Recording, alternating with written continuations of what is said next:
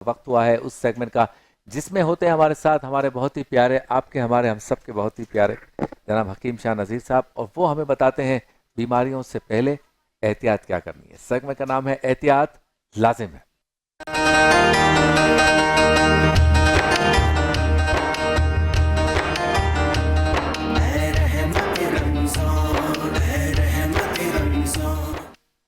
अस्सलाम वालेकुम, कैसे हैं आप? खैरियत से हैं? वालेकुम अस्सलाम। ठीक आप है। खैरियत से हैं? सुना आप आजकल आपके मतब पे भी काफ़ी रश है ईद की वजह से। हाँ, वो आगे छुट्टियां आ रही है ना, तो लोग कह रहे हैं कि पहले ही मिल लें। पहले ही मिल लें। अच्छा, ईद की छुट्टियां तो अपनी जगह पर है, ईद के आने से पहले ही अब ईद से जो खाना शुरू करना है। चलो, हमारे यहाँ ये मसला है कि रमज़ान आता है तो भी खाने की तैयारी, रमज़ान जाता है तो मज़ीद खाने की तैयारी। तो मजीद इसमें परहेजी बदपरहेजी का मामला है, तो इस पर ज़रा आज हम डिस्कस करेंगे कि ईद के दिनों में हमने क्या परहेज करना है और बदपरहेजी से कैसे बचना है। क्या कहेंगे आप सवाल? देखें, ईद के मौके पे जो है ना, बहुत ज़्यादा लोग मीठा भी इस्तेमाल करते हैं, बहुत ज़्यादा लोग ऑयली चीज़ें भी इस्तेमाल करते हैं।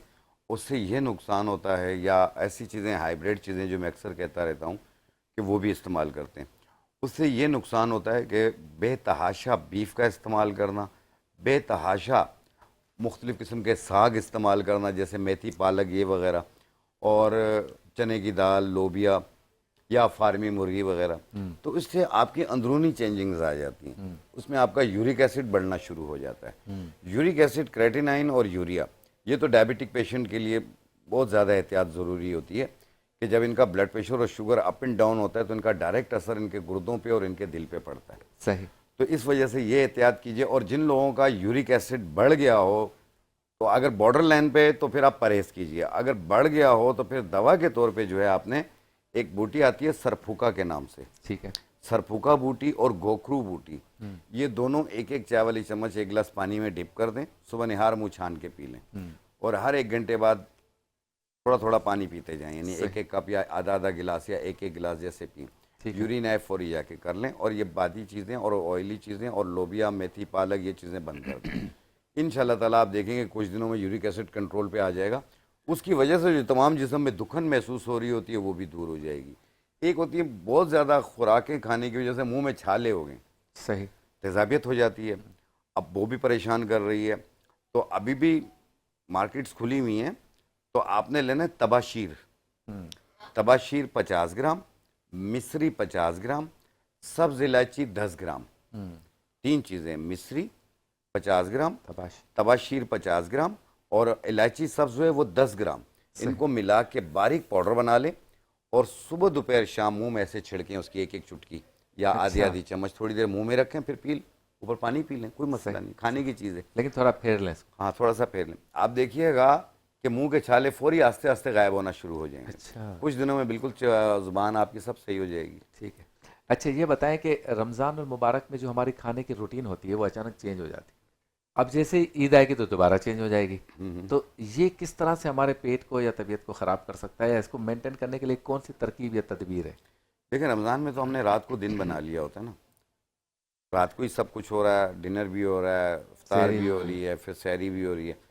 तो दिन के टाइम पे भी वही रूटीन होती है, सुबह नाश्ता करते हैं, दोपहर का खाना खाते हैं, फिर रात का खाना खाते हैं, शाम 4 बजे चाय पीते हैं। तो ये तो रूटीन चलती रहेगी।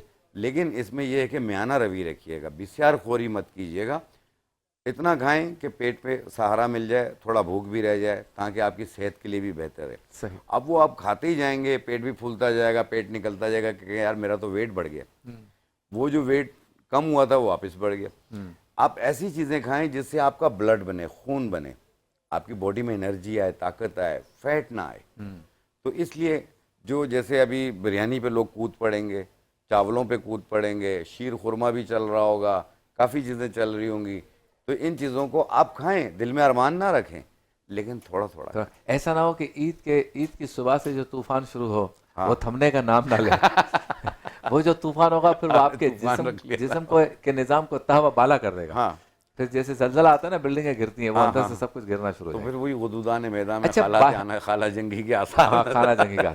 अच्छा, बाहर का खाना ज्यादा होता है ईद में, जी हाँ। क्योंकि लोग बाहर खाते हैं वैसे फैमिली के साथ, उस पर क्या एहतियात करें? कहाँ खाएं? ब्रांड तो आप नहीं बता सकते। नहीं, कहाँ ना खाएं वो ब्रांड भी नहीं बता सकते। क्या खाएं और क्या ना खाएं ये तो बता दें। देखिए, हम ये नहीं कहते हैं कि आप बाहर जाके खाएं, आप घर में पका के साथ ले जाएं।